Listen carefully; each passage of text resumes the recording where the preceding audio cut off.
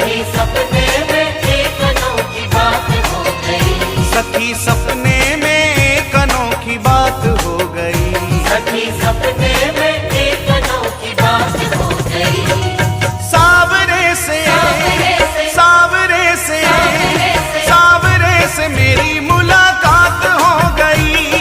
सावरे से मेरी मुलाकात हो गई। ओ सावरे से मेरी मुलाकात हो गई। सावरे से मेरी मुलाकात हो गई। सखी सपने में एक अनोखी बात हो गई। सखी सपने में एक अनोखी बात हो गई। सखी सपने में एक अनोखी बात हो गई। सावरे से मेरी मुलाकात हो गई। सावरे से मेरी मुलाकात ला ला ला ला ला ला ला ला। सावरे से मेरी मुलाकात हो गई। सावरे से मेरी मुलाकात हो गई।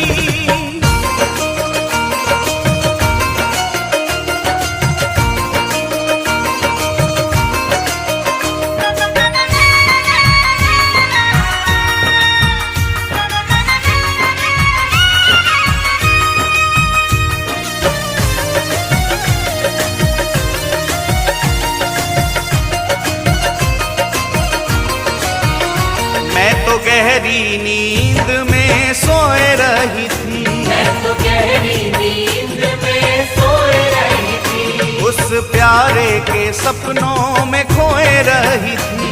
उस प्यारे के सपनों में खोए रही थी। मैं तो गहरी नींद में सोए रही थी। मैं तो गहरी नींद में सोए रही थी। उस प्यारे के सपनों में खोए रही थी। उस प्यारे के सपनों में खोए रही थी। सखी कैसे मैं